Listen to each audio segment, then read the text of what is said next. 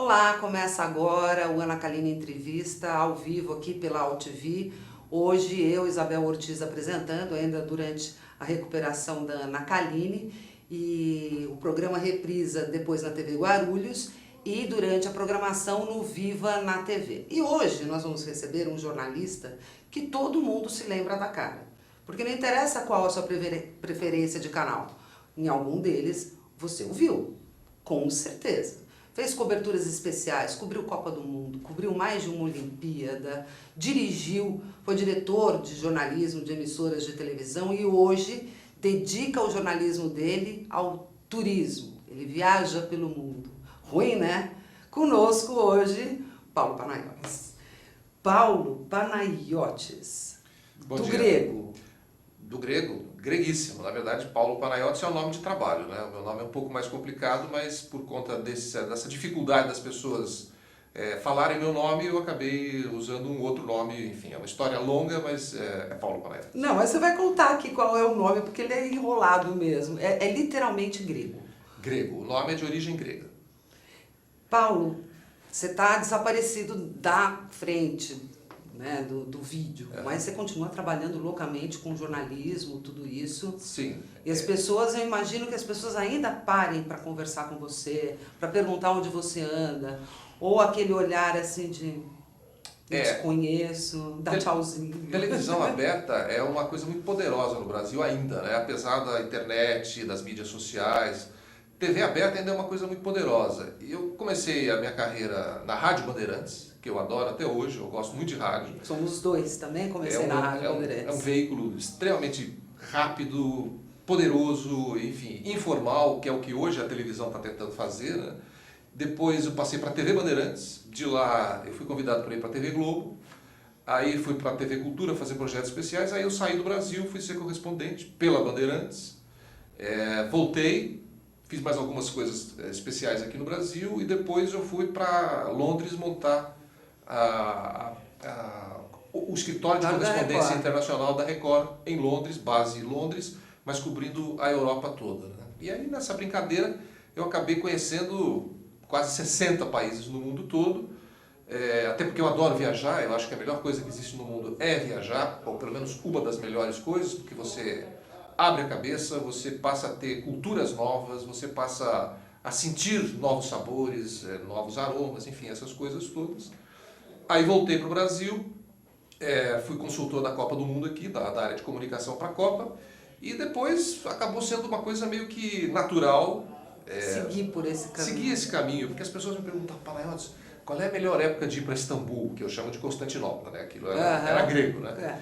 Qual é a melhor coisa que tem que fazer em Londres? Qual é a melhor época para fazer isso ou para fazer aquilo? E eu acabava sempre dando dicas de uma forma absolutamente natural para os amigos, e aí eu percebi que as pessoas começavam a perguntar. Então, os amigos dos amigos perguntavam o que deveriam fazer, onde deveriam ir, qual era a melhor época e tal.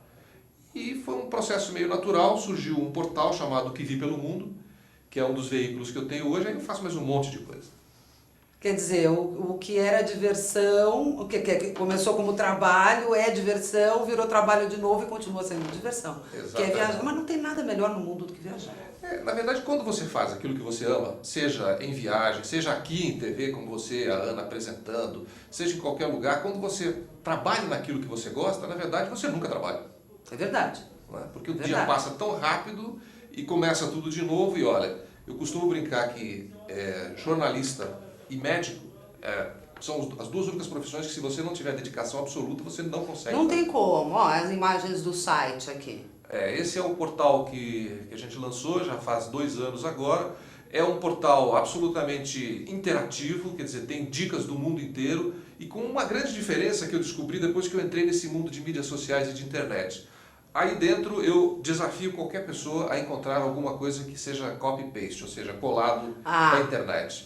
Copia e cola. Copia e cola. Então são experiências absolutamente exclusivas, autorais, ou minhas, ou dos colunistas que trabalham aí comigo, que são participantes. Então todos esses lugares, por exemplo, Xangai, Grécia, todos os destinos são absolutamente autorais, ou seja, ou eu fui a todos, ou alguém que escreveu sobre eles foi nesse lugar.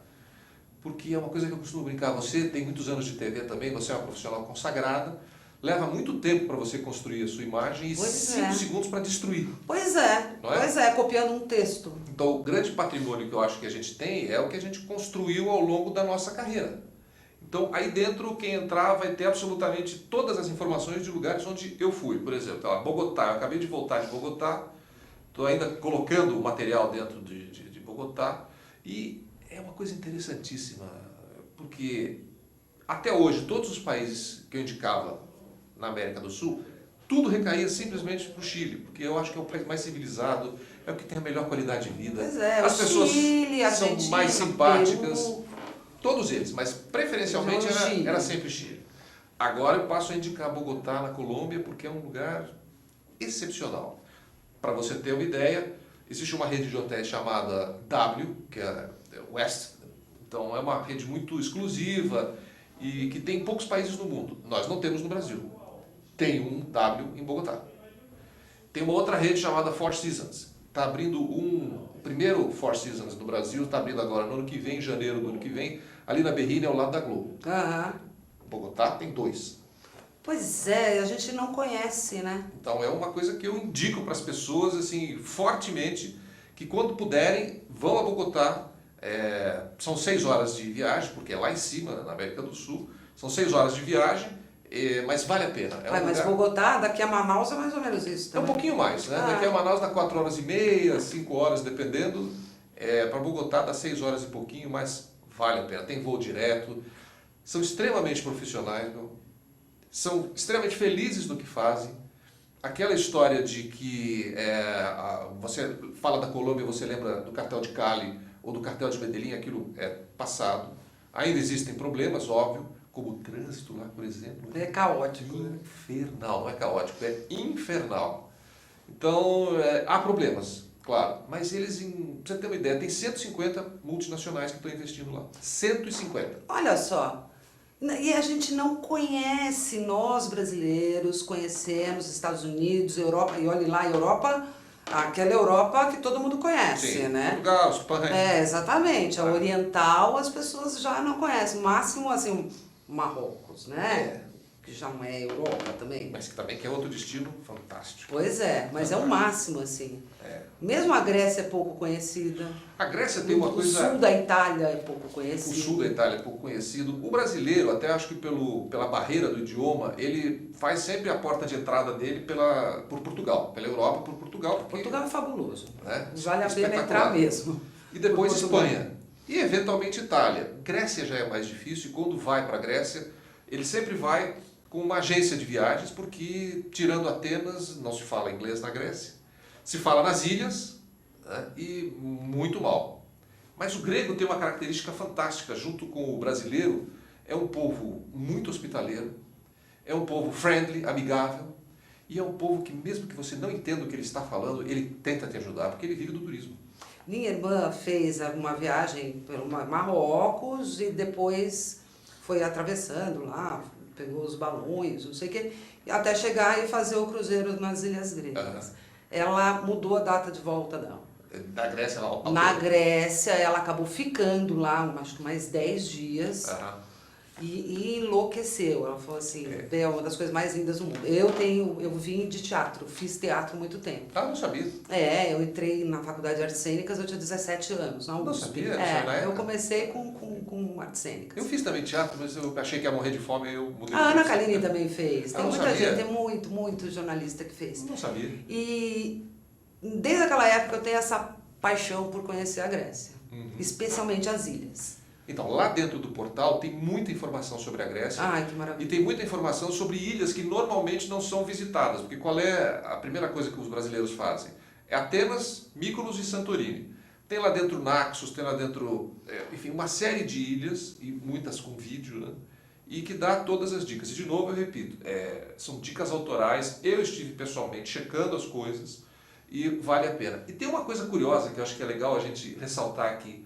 Depois de Portugal, que é o país mais barato da Europa, a Grécia, por incrível que pareça, porque é um sonho de consumo, é o segundo país mais barato da Europa. Com um detalhe, você tem que deixar a alta temporada para lá. Julho e agosto, não pise na Grécia, porque você vai estar disputando casa, restaurante com Angelina Jolie, Brad Pitt, tal, essa gente que realmente não tem como a gente tem competir jeito. com eles, né? Mas o nosso verão lá, como é que é? O verão é o contrário daqui, né? Como é que é o inverno, então? Então, Final do ano, começo do ano? É sempre ao contrário. Quando aqui é verão, Sim. lá é inverno. Sim, e vice-versa. Outono aqui, primavera. Mas vale assim. a pena ir? É muito frio No ou não? inverno? É. Então, o inverno, para você ir para a Grécia, você vai ter uma experiência completamente diferente. Primeiro porque as ilhas estão quase todas fechadas. Porque o Mediterrâneo grego, no inverno, ele tem muito vento. Então, e as pessoas não sabem, mas as ilhas na Grécia, elas são muito distantes umas das outras. São. Por exemplo, para você ir para Santorini ou para Mykonos, são 9 horas de ferry. Ferry são aqueles barcos grandes, tal, que você entra com carro. Então você faz overnight, durante a noite. Você embarca no porto de Pireus, em Atenas, às 9 horas da noite e chega em Santorini ou em Mykonos às 7 horas da manhã. Mas no inverno, até os ferries deixam de funcionar, que são as linhas regulares, que transportam gente, carga, enfim, alimentação para as ilhas. Por causa do vento? Por causa do vento, porque apesar de serem navios enormes, balança tanto. Impossível. Que, primeiro, é perigoso e segundo, inviabiliza a viagem de qualquer um, porque as pessoas se enjoam. Qual a época do ano ideal?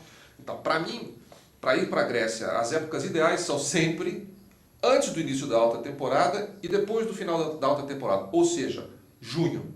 Para mim é um dos melhores períodos. Mesmo? Junho, porque já estou começando a pensar aqui. É baixa junho temporada. Do ano que vem. É baixa temporada. As coisas são baratas, o atendimento é melhor e não é aquele calor infernal. Julho e agosto em Atenas faz 35 graus. Ai, que delícia. E com vento. É muito... Não, em Atenas é muito quente. Então, ou junho, julho e agosto, altíssima temporada. Setembro. A minha irmã acho que foi em setembro, justamente. Qual é a diferença entre você ir em junho e você ir em setembro? É que em junho, como ainda é o final da primavera, começo de verão... É muito quente. Além de ser quente, você tem muitas flores, é a primavera, a vida está explodindo, está desabrochando e tal. Em setembro já é outono, portanto começa a ser a colheita. Então a Grécia tem uma característica interessante que pelas ruas, as árvores que são plantadas são quase todas frutíferas. Então você tem figos nas ruas, você tem limões, laranjas. Que lindo. Então é um espetáculo. Se você for em junho, você não pega isso. Se você for em setembro, você pega isso. São dois aspectos. Um é mais florido, mais verde, tudo isso, e o outro... Exatamente. A minha mãe ia gostar, porque ela conta que Campos do Jordão tinha frutas. Junho também. ou setembro? Em setembro. Em setembro. Ela lembra que em Campos do Jordão tinha macieiras, pereiras, na rua antes de colocarem os álamos. É colonização europeia. Mas antes tinha, né? Depois encheram os álamos. Agora tiraram tudo. Grego. Seus pais são gregos. Você Sim. nasceu já no Brasil. Como é que eles vieram? Por que eles vieram para o Brasil, Paulo? Então, pela sequência. Eu sou filho de grego, eu nasci aqui no Brasil, embora eu tenha dupla cidadania, eu sou brasileiro. Então acontece uma coisa engraçada. Aqui no Brasil eu me sinto grego. Na Grécia eu me sinto brasileiro. Né? Então é uma coisa interessante. Meus pais vieram para o Brasil, a exemplo da grande migração que teve no final da Segunda Grande Guerra Mundial na Europa, a Europa destruída, sem emprego, sem comida, sem possibilidade, sem perspectiva de vida. Então, eles, até alguns anos, minha mãe brincava comigo, ela falava assim, não, a gente pensou em 2 lugares, ou a Nova Zelândia ou o Brasil, e acabaram vindo para a Nova Zelândia. Então, eles vieram, como todo imigrante, em busca de uma oportunidade de vida, em busca de trabalhar, em busca de construir sua vida. Foi um momento de grande migração para o Brasil, né? Grande migração. Na verdade, foi um momento de muita gente saindo da Europa para o mundo todo. Para o mundo todo, né? E o meu avô e o meu pai eram especializados em TV e rádio. E naquela época o Brasil praticamente era um país agrícola, não era industrializado. E aí o meu avô acabou chegando aqui, mesmo sem falar a língua, ele conseguiu um cargo numa empresa de TV e em 2 meses botaram ele como chefe lá, mesmo sem falar nada. Que maravilha! Meu pai também foi empregado e a partir dali eles começaram a trabalhar. Depois eles montaram a própria oficina deles, na época que televisão ainda era com tubo. Tubo, não era tubo. Aquelas televisões, aqueles aparelhos enormes e tal. E acabaram vindo para cá e fizeram a vida aqui. Eu nasci aqui, meu irmão também nasceu aqui, mas o resto da minha família toda é da Grécia. Então eu vou, no mínimo, 1 vez por ano. Esse ano eu ainda não fui, mas Sua eu vou... mãe é grega? Minha mãe é grega de Atenas. Também. Minha mãe é grega de Atenas. Você aprendeu a falar pequeno, o grego? É a língua materna. Então é uma coisa engraçada. Eu acredito que falo razoavelmente bem inglês. Eu trabalhei lá em Londres muitos anos. Mas eu acho que eu falo melhor grego.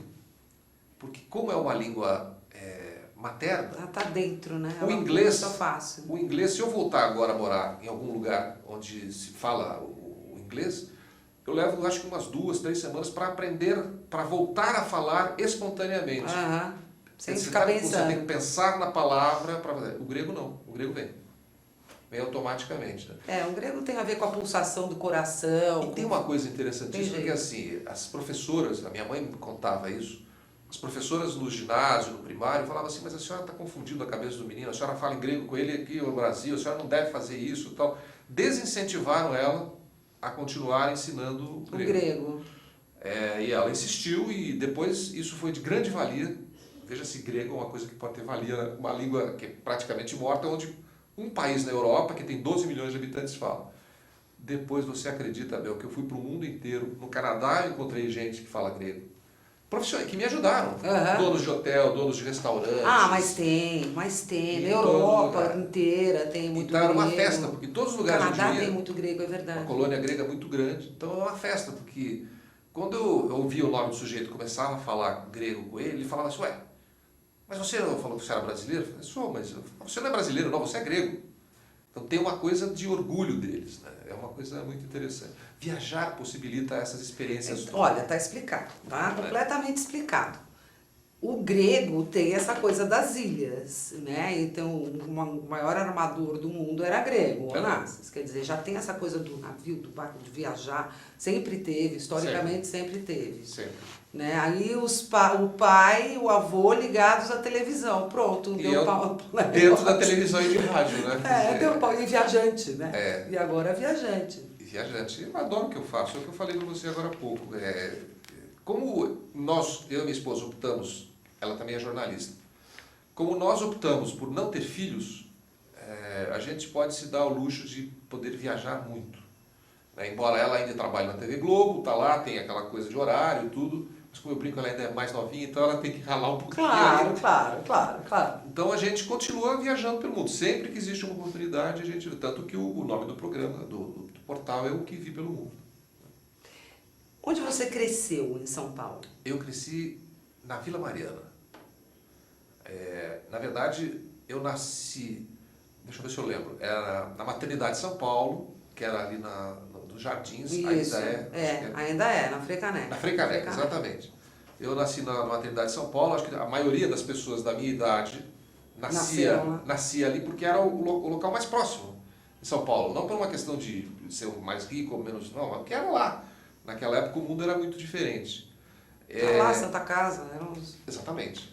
E aí eu cresci na Vila Mariana. Eu tive uma infância muito legal. A gente morava numa casa que eu chamava de salsichão, assim, era uma casa pequena de frente. Aquelas casas compridas. Então ela era uma casa, tinha muitos cômodos. Depois de todos esses cômodos tinha uma área que era a lavanderia, um quarto de empregada. E depois disso ainda tinha um terreno lá embaixo, no centro da cidade, no centro de São Paulo. Eu acho que eu herdei isso da minha mãe. Aonde? Qual rua? Na rua Santa Cruz, esquina com Afonso Celso. Nossa, que maravilha. Você sabe onde é a padaria Padrão? Sei. 2 casas ao lado. E a minha mãe adorava plantas, jardinagem e tal. E eu acabei pegando isso dela. Tanto que hoje eu tenho uma casa onde eu fiz um pomar enorme. E eu tive uma infância muito legal. Lá nesse terreno lá do fundo tinha várias árvores, inclusive um abacateiro enorme. Que eu trepava no abacateiro e ia lá pra cima. Minha mãe ficava doida. Abacate, quando o abacateiro é alto, tem que escalar mesmo. Minha mãe ficava doida, porque eu subia lá, ia correndo atrás das coisas todas lá. Enfim, eu tive uma infância muito boa. Eu tive uma infância que eu acho que era uma infância normal. Né? Por exemplo, final de semana só para tomar... Durante a semana não se tomava refrigerante. Na minha época era assim também. A gente, aliás, em casa era só em dia de festa. E olhe lá. Exatamente. Mas era final de semana e tal... Eu tive uma infância muito tranquila. Tubaína, eu lembro que a gente juntava mesada. Crush, grapete. Exatamente.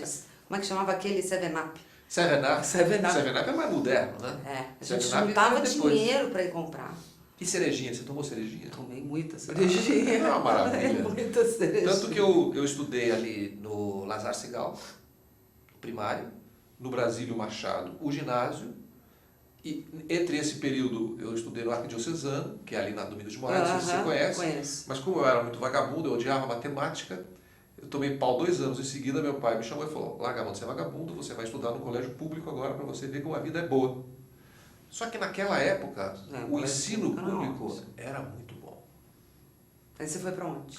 Então, eu saí do Acre e voltei para o Brasílio Machado. No Brasílio Machado. Brasil. Minha avó foi secretária da diretoria lá do Brasílio. Lá no Brasílio? Talvez eu deva até conhecê-la. Minha avó foi. Minha avó foi. E tua relação com o teu irmão?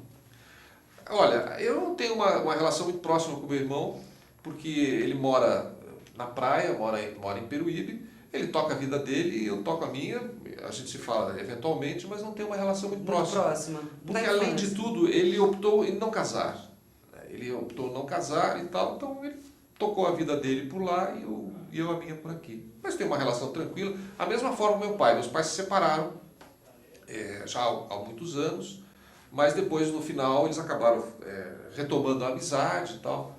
Tem uma relação tranquila, eu acho que eu fui mais normal do que a maioria das pessoas, entendeu? Com certeza. Não tem uma coisa muito interessante em relação à minha vida pessoal. Mas na infância, assim, vocês brincavam juntos ou Sim, não? não, Tinha uma normal. diferença de idade grande? Não, normal. Não, temos 1 ano de diferença, ele é mais velho, mas na verdade essa separação acabou ocorrendo depois que eu me casei, já fui mais tocar minha velho, vida, não tem e como. você vai tocar a sua vida.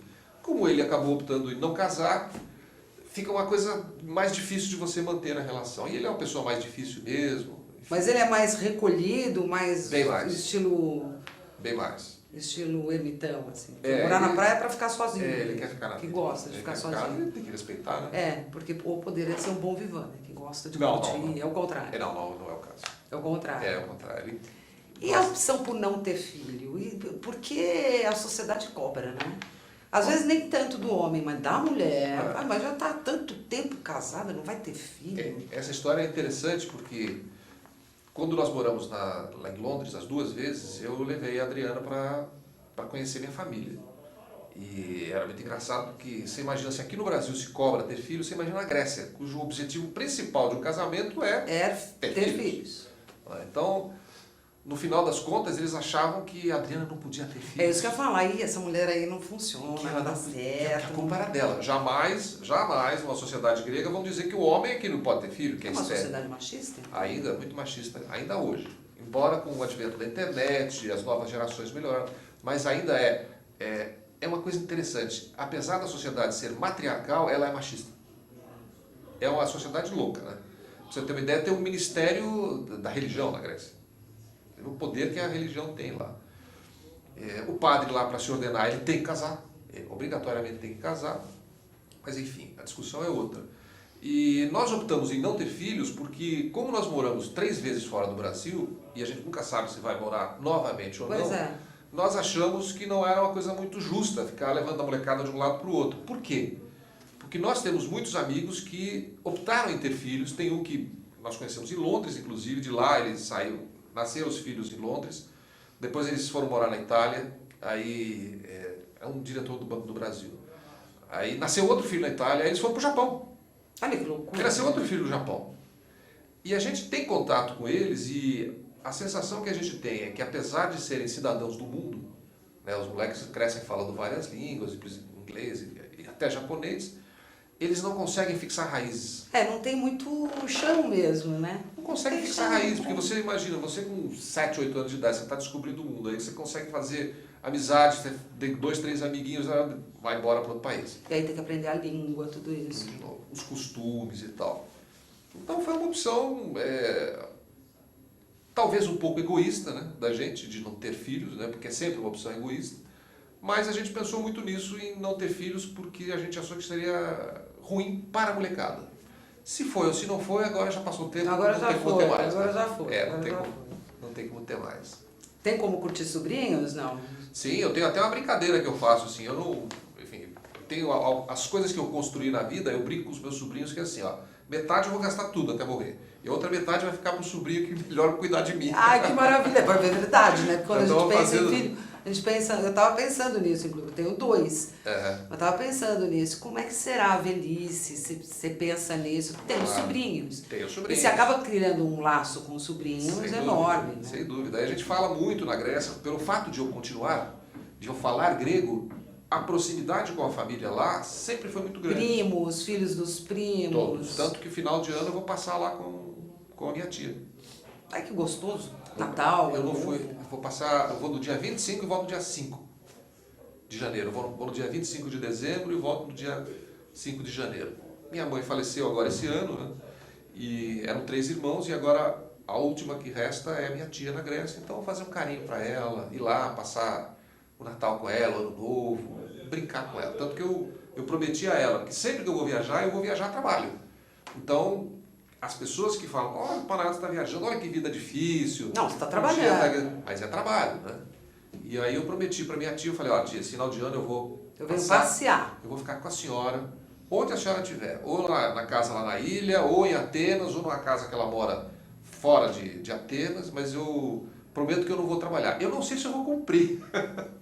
Porque, como eu te falei, quando você trabalha no que você gosta, é um trabalho. Pois então, é. Você faz as coisas e você nem percebe. Você acaba descobrindo alguma coisa e acaba colocando. Porque eu ia te fazer essa pergunta. A gente pensa em Grécia, a gente pensa em Atenas e nas ilhas. Uhum.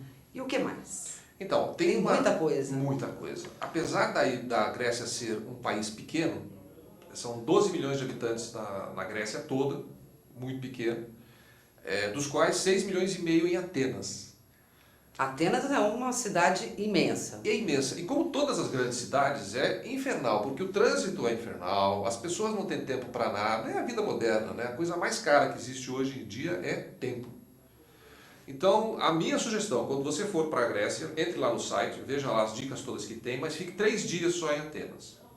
Faça o Museu Arqueológico Grego, a Placa, que é o bairro boêmio, é um bairro muito legal, e a Acrópole com o Partenon. Claro. Essas coisas são mandatórias, Uhum. Tem que fazer obrigatoriamente. E depois de lá, meu amigo, vá para as ilhas, porque a verdadeira alma da Grécia está nas ilhas. E nas ilhas mesmo? E no entorno? Então, ali não tem entorno, porque as ilhas são distantes uma das outras. No entorno de Atenas, eu digo.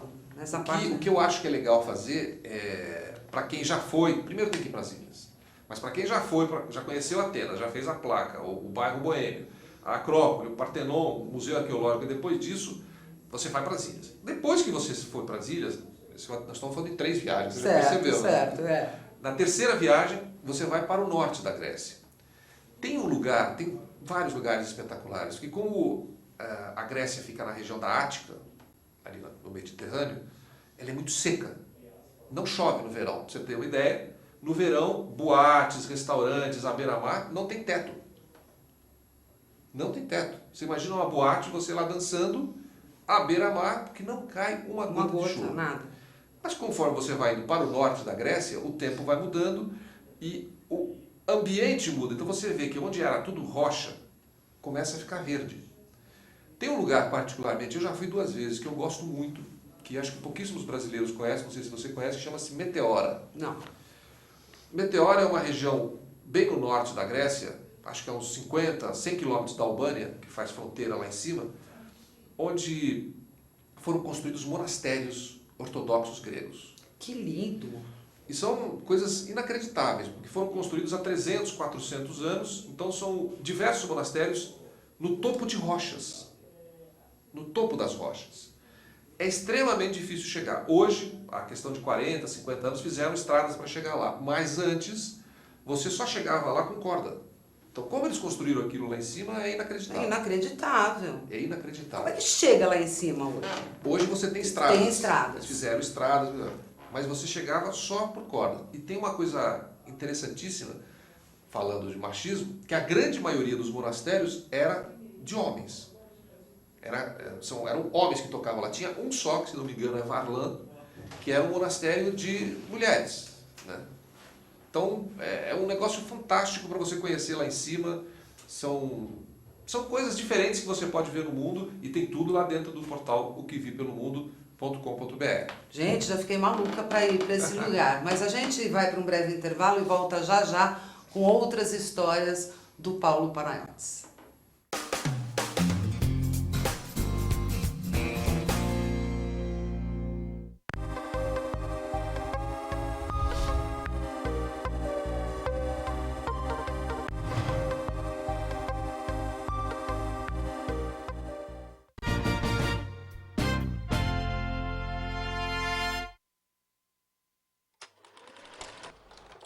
Este é o Cerrado. E esta é a sua história.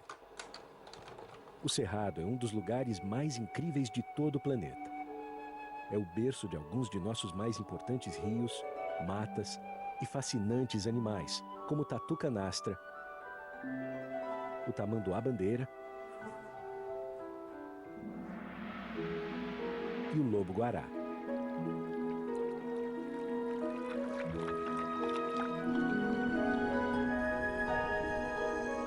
O Cerrado é vital para a biodiversidade do nosso planeta, mas está desaparecendo rapidamente. O avanço descontrolado da fronteira agropecuária é grande parte do problema. Metade do Cerrado já se foi. Se não agirmos logo, vamos perdê-lo completamente. Conheça e respeite o Cerrado e ajude o WWF Brasil a conservá-lo. Visite www.wwf.org.br/Cerrado. O futuro do Cerrado está em nossas mãos.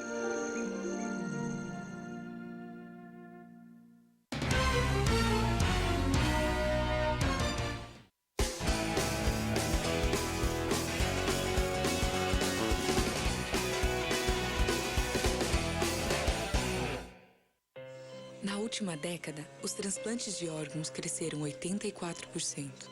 As cirurgias cresceram 619%. E os atendimentos de urgência cresceram 627%. As doações de sangue precisam acompanhar esse crescimento para atender a milhares de pessoas que dependem da sua solidariedade. Esse gesto está em suas mãos. Seja para quem for, seja um doador. Procure um hemocentro mais próximo.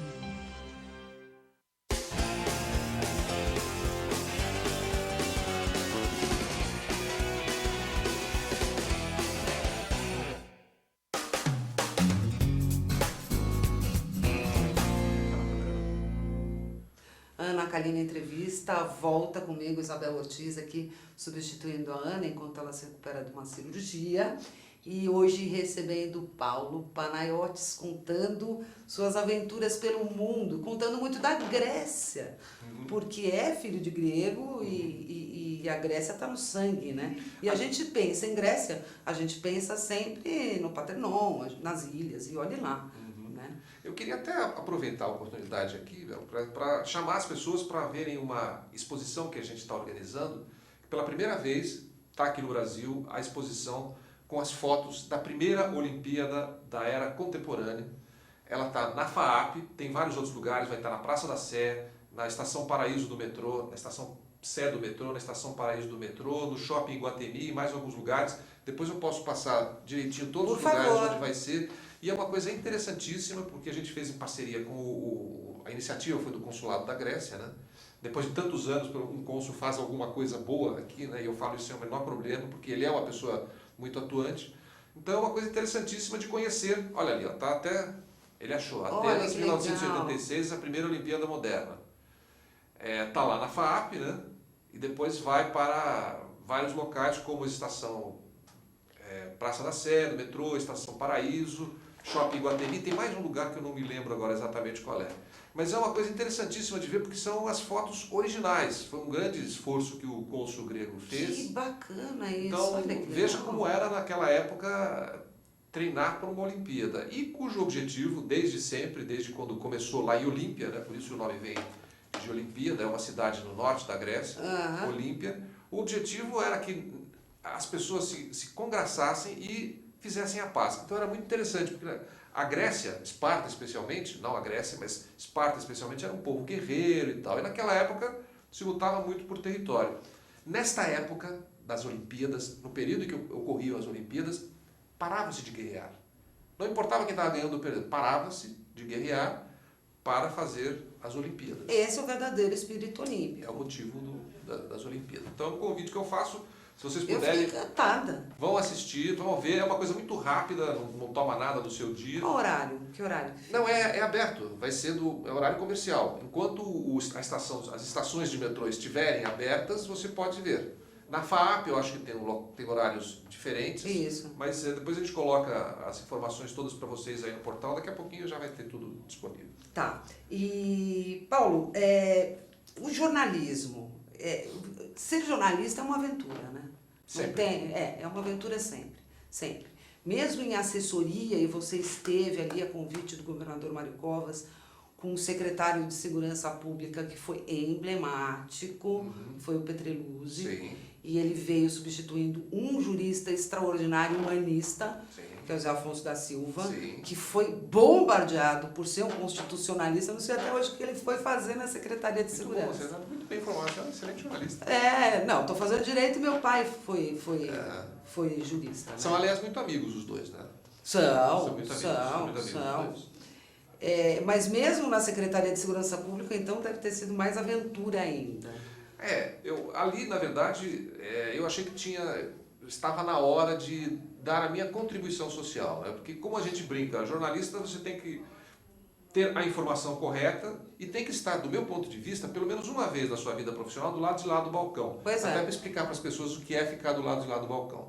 Para nós jornalistas, quando você trabalha, para quem trabalha em televisão, rádio, impresso, jornal, blá, blá, blá, se você fala com um jornalista que está numa assessoria de imprensa, você considera ele como estando do outro lado do balcão. Pois é. Que, teoricamente, aquele jornalista que está lá está defendendo o cliente dele e não a informação. Isso é uma questão muito controversa e tal. Eu acho que eu consegui me sair razoavelmente bem nessa função, porque até hoje as pessoas falam assim, pô, Palhares, por que você não volta para lá e tal? É uma outra época, né? Mas é uma experiência fantástica, porque você consegue ver os dois lados da moeda. Quer dizer, você passa a ver a necessidade que o outro colega jornalista tem, que é o assessor de imprensa. Pois é. Porque é um trabalho tão digno quanto qualquer outro. É que alguns assessores de imprensa estão lá justamente para ocultar a informação, o que não é a regra. A maioria das pessoas... É que hoje se misturou muito assessoria de imprensa com marketing, com a comunicação de uma maneira mais ampla. E o papel do jornalista não é esse. Então, é que hoje, na verdade, com a internet se misturou tudo. Tudo. Não sei se você já ouviu falar em brand content. Brand content, até para explicar para as pessoas, é você falar de uma marca de forma jornalística. Como é que é possível fazer isso? Pois é. É possível fazer. Enfim, o dia a dia requer que você se atualize.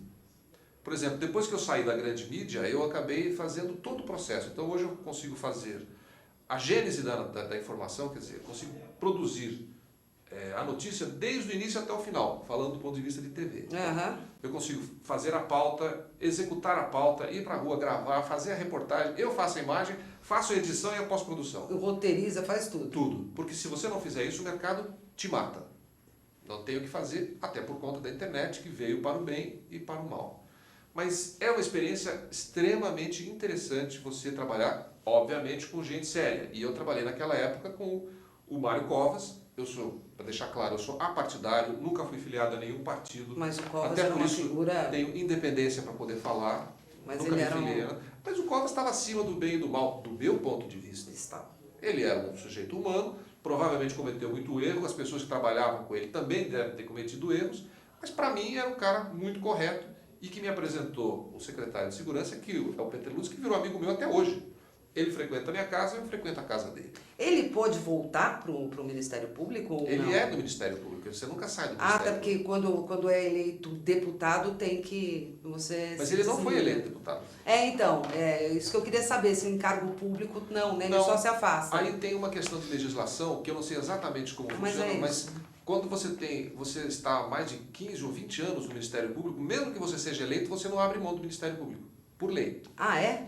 Tem essa. Depois você procura lá. Ah, vou dar uma mas olhada. tem isso, não sei se há 15, 20 anos, a partir de uma data, mesmo que você seja eleito para qualquer cargo público, você não precisa abrir mão do Ministério Público. Que é o caso agora do nosso ministro da Justiça, que é o secretário de Segurança Pública de São Paulo. Isso, ele continua. Ele não perdeu, porque o Capês perdeu. Mas é porque eles eram mais novos. O Dimas Ramalho também, quando se elegeu. Eles eram mais novos. Eles eram mais novos. Mas os mais antigos... Você lembra como tinha antigamente jornalista que estava no uso da profissão e que não tinha diploma? E que conseguiu continuar porque ele já provou que... Então é a mesma coisa. Com o Ministério Público é a mesma coisa. Tanto que o Petreluzzi hoje ele é procurador. Ele não é mais promotor. Ele é procurador. Ele é procurador da Justiça. Agora é um sujeito absolutamente correto. É um sujeito do qual eu tenho orgulho de ter trabalhado, de ser meu amigo hoje, porque você imagina, durante 25 anos na área pública, eu como jornalista, ele como funcionário público e funcionário público executivo de alto nível, não surgiu uma denúncia na época do Ministério, na época que a gente estava na Secretaria de Segurança Pública? Vou te contar um segredinho. Nessa época, eu era repórter setorista do Palácio e da Assembleia Legislativa. Nossa amiga Tereza Cristina de Miranda mandava. A Teresona. A Teresona.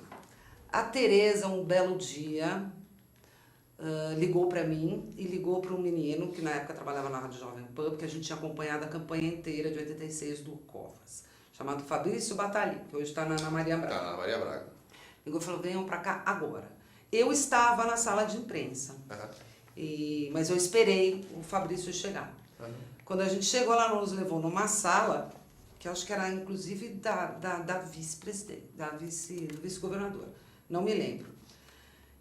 E apresentou pra gente, assim, esse homem que está na frente de vocês, grande, barbudo, tudo isso, é o novo secretário de Segurança Pública, porque estava todo mundo chutando. Ninguém sabia, aliás, que o Zé Afonso ia sair, quanto mais que já tinha outro. Né? E ela falou assim, exclusividade. Zé Afonso sai, o Petreluz está entrando. Tem uma história também para te fazer a cortesia também. Eu não conhecia o secretário. Ninguém conhecia. Não conhecia o Mário Covas. Não conhecia ninguém. Petreluz ninguém conhecia. Mas eu tinha acabado de voltar a primeira vez de Londres, onde eu tinha trabalhado como correspondente da Bandeirantes, da Rádio Bandeirantes. E aí o secretário de comunicação era o Oswaldinho. O Oswaldinho, né? O Oswaldinho me ligou um dia e falou, Parades, você não me conhece, então, eu queria que você viesse aqui conversar comigo. Fui conversar com ele e ele falou, é isso, tal, o governador falou comigo, tal. E eu achei que era para trabalhar com o governador diretamente. Aí ele falou, não, você vai carregar o piano mais pesado que tem aqui, que é o da Secretaria de Segurança Pública, que naquela época era uma época muito complicada. Coitado do Zé Afonso. E quando eu entrei na sala, estava este senhor barbudo e de grande, alguma forma amedrontador. Muito. Né? E ele é um doce de pessoa. Pois é, ao contrário. Eu lembro que a gente gravou a entrevista com ele. Um querido, inteligentíssimo e tal. E aí eu não sabia como quebrar o gelo, porque eu não conhecia o sujeito, ele também não me conhecia. Ele tinha pensado, pô, o secretário de comunicação está me enfiando esse cara. E eu falando assim, quem é esse cara? E aí eu vi que em cima da mesa assim, tinha um monte de caixas de charuto cubano. E eu tinha acabado de voltar de Cuba, onde eu fui fazer um curso de cinema e TV lá. E aí, para quebrar o gelo, eu virei para ele e falei assim, secretário, você gosta de charuto? Eu acabei de voltar de Cuba, trouxe uns coíbas bacanas de lá. Tá? Ele falou, não, sabe o que é? É uma coisa engraçada. Quando eu era jovem, eu nunca contei essa história. Quando eu era jovem, eu fugia da polícia. A polícia corria atrás de mim porque eu era jovem. E agora que eu virei secretário, virei chefe da polícia, os caras para me puxar o saco vêm me dar um monte de caixa de charuto. Eu nem gosto de charuto. Nesse instante eu falei para ele, eu pensei comigo, eu falei, esse cara dá jogo. Esse cara parece ser um cara que é bacana trabalhar, é um cara correto. Ele não fugia, né? Não, pelo contrário. Eu te enchi muito a paciência na minha época de Rádio Bandeirantes para falar com o Petreluz e ele nunca se furtou a falar, mesmo nos Bom, momentos você vê, mais eu nem lembrava mais disso, mas é uma coisa que, se você faz as coisas certas, para o resto da vida elas estarão certas. Né? Muito. Você falou do Covas, eu já estava na TV Assembleia quando o Covas faleceu. E eu nunca vi em nenhum velório de político o desfile de direita, esquerda, centro, em cima e embaixo, entendeu? Que teve durante aquele velório. Toda a bancada do PT, todos os figurões do PT estavam lá, do PCdoB, do PMDB, do PP, do PR na época. Era uma coisa que aquilo durou um dia e uma noite inteira. É uma coisa muito interessante. Não sei se você sabe dessa história, quando ele passou pela segunda cirurgia, que já estava com a colostomia e tal, essa história toda, ele tinha uma casa no litoral... Na Riviera. Onde? Na Riviera. Na Riviera, aqui no litoral. E isso quem me contou foi uma pessoa que estava muito próxima a ele.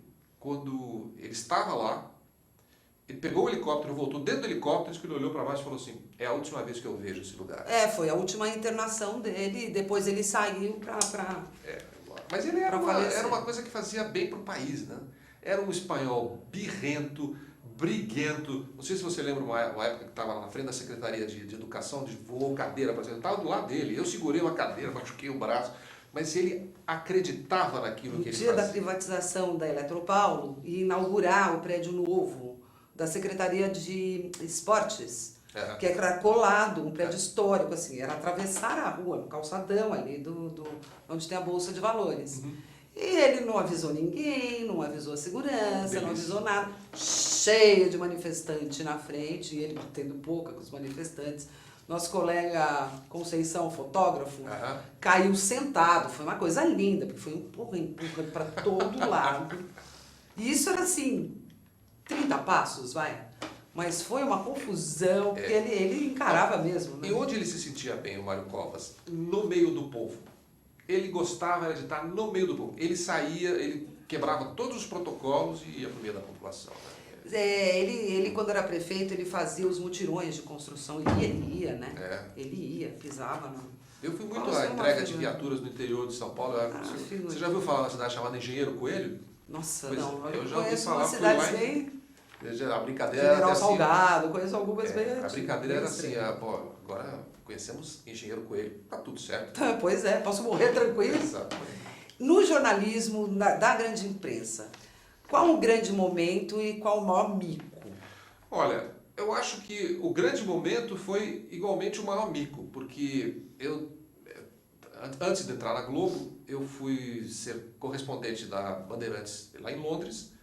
E toda vez eu falava para a Adriana, minha esposa, assim, nós vamos conhecer a minha família lá em Atenas, vamos conhecer... E toda hora caía, acontecia alguma coisa no dia a dia que a gente não conseguia ir. E um belo dia eu falei, vou comprar as passagens e vou. E nós fomos. E quando a gente chega em Santorini, que é uma ilha no meio do Mediterrâneo, a 9 horas de barco de Atenas, quando eu entro, eu fui para um hotel, eu ia sempre, uma pessoa conhecida lá, e aí eu vejo na televisão, assim em cima... Diana morre na Ponte d'Alma, no túnel da Ponte d'Alma. Oh, meu Deus do céu. E eu era o correspondente da Bandeirantes em Londres. E estava no meio de uma ilha no Mediterrâneo. O que você fez? Enfim, foi uma história muito engraçada, porque eu não acreditei no começo. Esse amigo meu falou assim, olha lá, Diana, morreu. Eu falei, não brinca comigo, pelo amor de Deus, vou perder o emprego. Ele falou, não, olha lá na televisão, Diana morreu. Bom, o que você faz? Você tinha que voltar 9 horas de barco e pegar um avião de Atenas para Londres. No mínimo umas 15 horas de viagem. Entramos dentro, consegui uma passagem de avião de Santorini para Atenas, o que diminuiu muito, enfim, 1 hora a gente estava lá.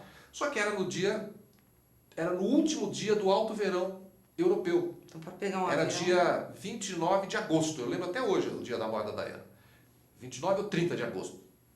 Filas infernais. Como é que você conseguiu? Infernais. Aí eu fui lá falar com a menina e eu falei para ela assim, olha, eu sou jornalista brasileira, a Diana morreu, eu preciso voltar para a Grécia, senão eu vou perder o emprego.